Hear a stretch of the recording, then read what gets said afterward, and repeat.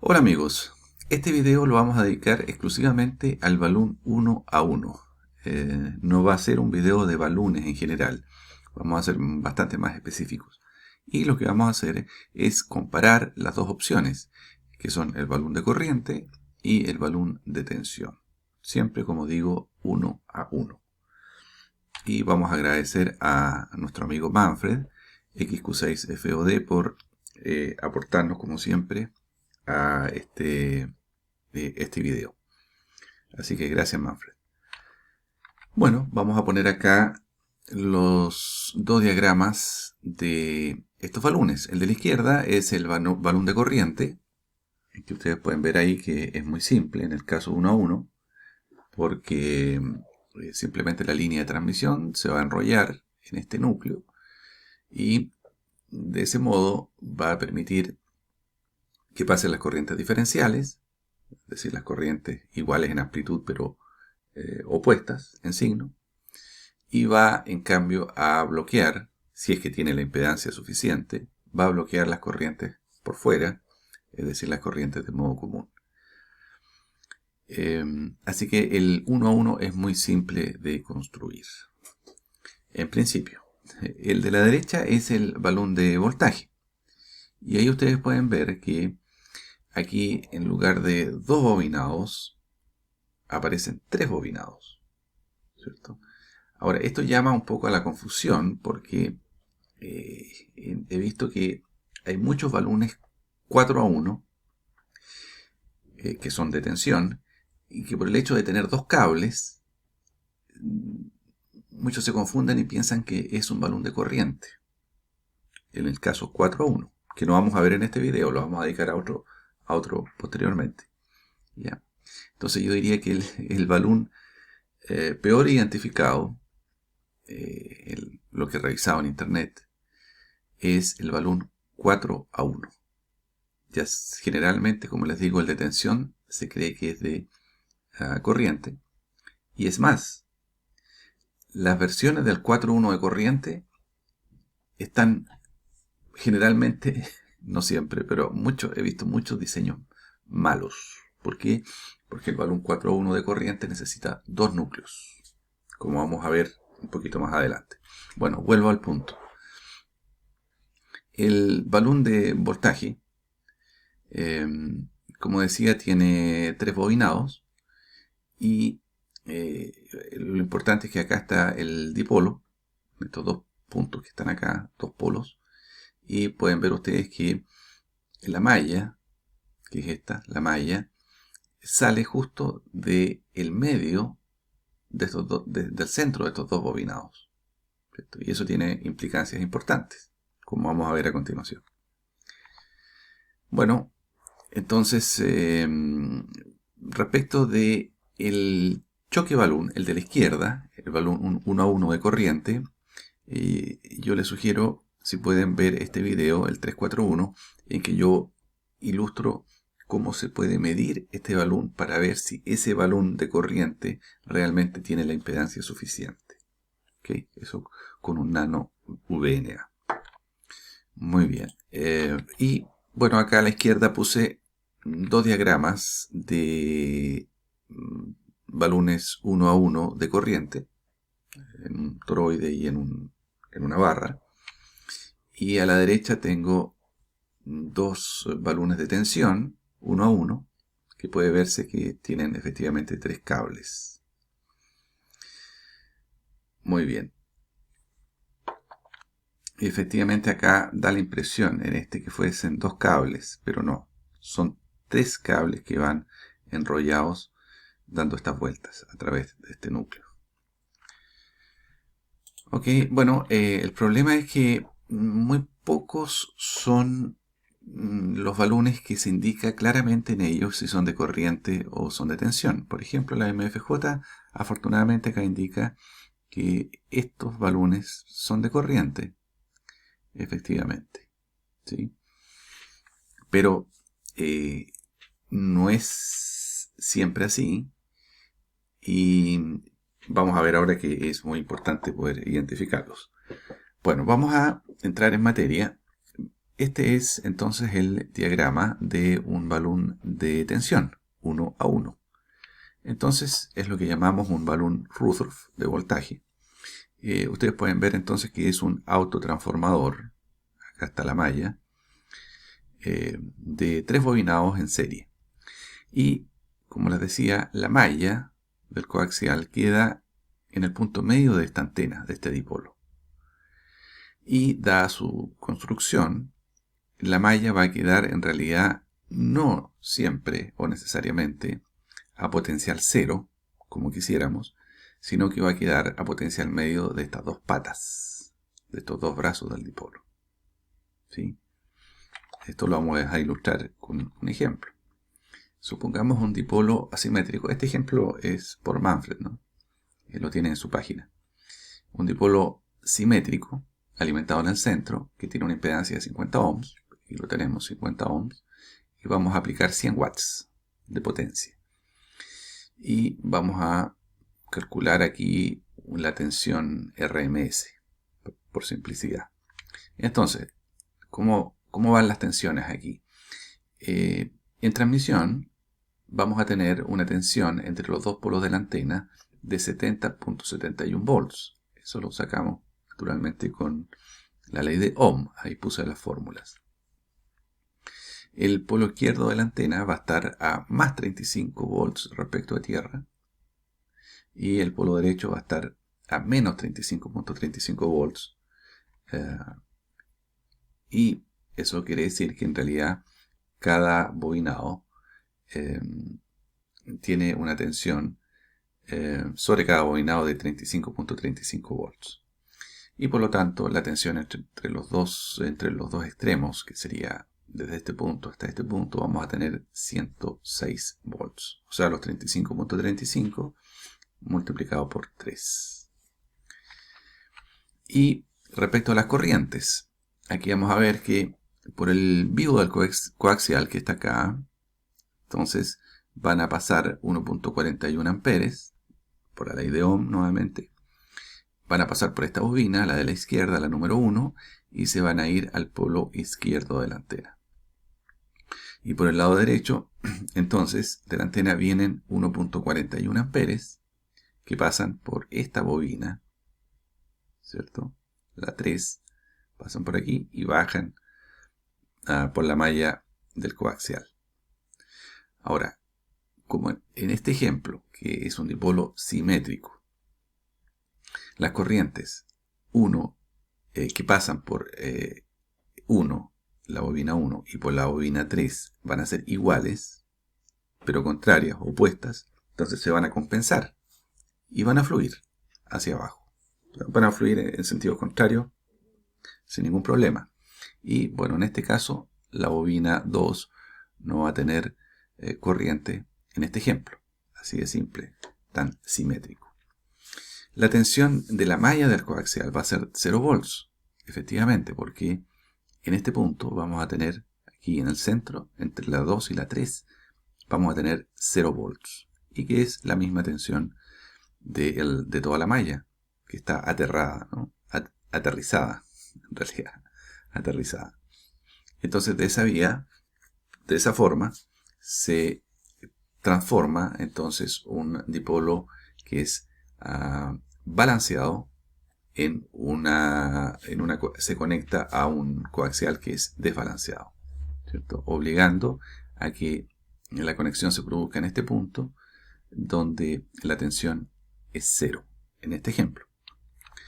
En resumen, el balón de tensión, que es el que estamos revisando, va a centrar por fuerza bruta la tensión del punto medio de la antena, aquí, en el punto medio de la antena, poniendo la tierra a través del coaxial. Ese es el trabajo que va a hacer este balón de tensión. Ahora, ¿cuál es el gran problema? Aquí puse la misma imagen. El problema es cuando hay un desbalance en el dipolo, o sea, por ejemplo, un dipolo asimétrico.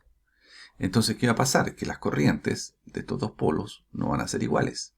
Un brazo más largo que el otro, por ejemplo. Entonces vamos a tener que aquí no vamos a tener, en resumen, entre la 2 y la 3, una tensión 0. ¿Cierto? Porque esa diferencia de tensiones no va a ser 0. Y entonces vamos a tener acá una tensión y una corriente que va a bajar por la malla del coaxial. Entonces, como la malla efectivamente está aterrizada abajo, se va a generar una corriente de modo común en el coaxial y las corrientes en el vivo y en la malla ya no va a ser iguales y opuestas como se desearía, ¿no es cierto? ¿Por qué? Porque tenemos un dipolo asimétrico. Además va a circular una cantidad de corriente pequeña en esta bobina 2, pero que es importante. Entonces, ¿qué es lo que ocurre acá? Que debido a que la asimetría de la antena o del sistema va a imprimir una corriente de modo común importante en el cable coaxial, va a ocurrir que en la mayoría de las situaciones prácticas este balón de tensión no va a cumplir lo que promete o lo que quisiéramos que hiciera. Además, pueden ustedes notar que si nosotros sacamos la bobina 2, la eliminamos, lo que vamos a tener es un balón de corriente, ¿cierto? Ahora, si el sistema está perfectamente balanceado o simétrico, el balón de tensión y el balón de corriente entonces van a funcionar exactamente igual, idénticamente igual, en términos de balón, pero no van a trabajar igual cuando hay un desbalance. En resumen, con desbalance del sistema, el balón de tensión no suprime la corriente de modo común, así de definitivo.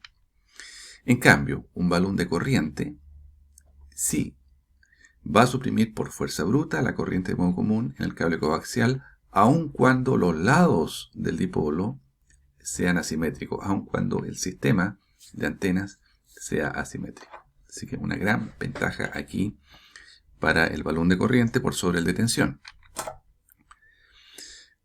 Además, hay otro aspecto importante, que el balón de tensión es un autotransformador convencional y requiere que la longitud de los bobinados sea una parte pequeña, muy despreciable, de la longitud de onda a la cual queremos que trabaje, la frecuencia que queremos que trabaje. Por ejemplo, menos del 10%, considerando también el factor de velocidad, ¿no es cierto?, para la longitud. Esa restricción, el balón de corriente no la tiene. Entonces, Manfred nos da este ejemplo. Un balón de tensión de 3 hebras, 1 a 1, con 11 vueltas, con un núcleo T200, tiene unos 70 centímetros de alambre por lo menos. Ahora, como hay 3 alambres, estamos hablando de más de 2 metros de cable enrollados allí. Va a funcionar aceptable en 40 metros, pero en 20 metros se va a degradar notoriamente y en frecuencias más altas peor. En bandas altas queda largo de bobinado, exceso de bobinado, y en bandas bajas queda corto de núcleo. Entonces la inductancia es poca y actúa como bobina en paralelo, para desintonizar la antena y disparar la ROE. O sea, un cuasi cortocircuito. ¿Y por qué? Porque el material de fierro en polvo tiene un alto factor Q, es decir, es angosta, y eso genera resonancias indeseables entre la inductancia del balón y alguna capacidad del resto del sistema. Así que de ahí la importancia del núcleo apropiado y del número de vueltas apropiadas. En resumen, un balón de tensión mal diseñado, tensión 1 a 1 en este caso, puede dejarnos peor que sin él. O sea, puede provocarnos más perjuicio que beneficio. En cambio, el balón de corriente que queda corto en inductancia, en bandas bajas tendrá muy poco efecto de balón. O sea, es como no ponerlo. Va a estar ahí colgando, pero no va a hacer su trabajo. Va a desaparecer en la práctica, ¿no? Entonces, ¿qué tendríamos? Un balón en las bandas altas, que sí va a funcionar, va a hacer choque de corriente de modo común, pero en las bandas bajas es como que no estuviera. O sea, no va a generar el daño que sí puede generar un daño en el caso del balón de tensión 1 a 1. Y ya para ir terminando, en una página de internet encontré algunos beneficios que se indican allí del balón de corriente y quise revisar uno a uno. Me parece que son 4 los que se indican. En el primero se dice que equilibra las corrientes en ambas ramas de la antena, un balón de corriente. La respuesta es que sí, efectivamente, eso es lo que hace un balón de corriente. Va efectivamente a equilibrar esas corrientes, y eso lo va a hacer a lo menos en el punto de alimentación arriba. Ahora, en el punto 2 indica que va a generar un balón de corriente adecuado un diagrama de radiación sin distorsiones. No, para nada, falso. ¿Por qué? Porque el diagrama de radiación sin distorsiones o con distorsiones depende de varios otros factores. Por ejemplo, si un brazo está más alto que el otro, si el coaxial sale más cerca, está más cargado hacia un brazo o más cerca del otro, si la Tierra no es homogénea, si hay objetos cercanos que tienen distribución asimétrica, etcétera, etcétera. Entonces, un balón de corriente adecuado no nos va a asegurar un diagrama de radiación sin distorsiones, para nada, ¿cierto? Así que no, eso es muy confuso y tiende a inducir errores. Da la idea de que uno va a resolver un problema de radiación simplemente por poner un balón de corriente adecuado. Tercero, adaptación de impedancias entre la antena y el cable coaxial, o cuasi adaptación en antenas multibanda. Tampoco, porque el balón cumple otras funciones, no la de adaptar impedancias. ¿Sí? Estamos hablando de un balón de corriente. 1 a 1, ¿cierto? Eliminación del retorno de radiofrecuencia por la línea de alimentación. Evitar que radie energía y que haya pérdida de eficiencia y perturbaciones en otros sistemas eléctricos circundantes. Bueno, eso es confuso porque si bien un balón de corriente ayuda a eso, pero por sí solo el balón de corriente adecuado no es suficiente para garantizar que no tengamos esos problemas. Así que muy confuso, porque da la idea de que por poner un balón de corriente vamos a resolver una cantidad de problemas que no pasan por el balón correcto. Y ahora sí, lo último. Esto no significa que los balones de corriente sean siempre y en todo lugar superiores o mejores a los balones de tensión, porque eso depende de la aplicación específica. Lo otro, el núcleo necesario en un balón de tensión para cierta potencia, watts, puede ser algo más pequeño que el requerido para un balón de corriente, que haga el mismo trabajo, que logre una impedancia importante para eliminar las corrientes de modo común. Eso es verdadero, y esto hace que puedan ser un poquito más baratos. Pero, sin embargo, esto se puede manejar si es que uno elige correctamente la cantidad de vueltas y el material. Así que puede ser. Los balones de tensión 4 a 1, me pasé ahora a los balones 4 a 1, pueden ser más baratos, ya que requieren un solo núcleo. Eso es efectivo. Un balón de tensión 4 a 1 requiere un solo núcleo y el balón de corriente 4 a 1 requiere 2 núcleos. Eso también es efectivo. Pero hay que considerar que como cada núcleo del balón de corriente, que son 2, va a trabajar con menor exigencia que el único núcleo del balón de tensión, entonces estamos comparando un núcleo grande versus 2 núcleos más pequeños. Y entonces ahí hay que entrar a ver el tema de los precios. ¿Sí? Pero da la idea de que en el caso de 4 a 1 puede ocurrir eso. Y por último, cerrar con lo que dice la página de DX Engineering, una página de proveedores de suministros para radioaficionados, donde hay una nota de Tom, Wiki 8 Juliet India, que dice así: los balones de corriente, más que los balones de voltaje, deben ser usados cuando sea posible. Y dice también que los balones de voltaje tienen una respuesta de frecuencia más restringida. y que el desempeño óptimo en rango de frecuencia de estos balones de voltaje es mucho más angosto que en el caso de los balones de corriente. ¿Sí? Estamos pensando balones de corriente adecuados y balones de voltaje adecuados, bien hechos, ¿no? Ambos. Así que eso es. Pueden ver ustedes que en realidad no da lo mismo un balón de corriente, un balón de tensión. Lamentablemente a mí, con una antena que yo compré, una Comet, un dipolo rígido, multibanda, me llegó un balón 1 a 1 de tensión. Viene. Y voy a hacer un video acerca de eso. Pero claro, el proveedor, el fabricante, está asumiendo que estamos trabajando con una antena que es simétrica. Y muy simétrica. Y por lo tanto, en ese caso podría funcionar. Eso es, amigos. Si el video les parece interesante, compártanlo, hagan comentarios. Nos vemos en el próximo video. XQ2 Charlie Golf.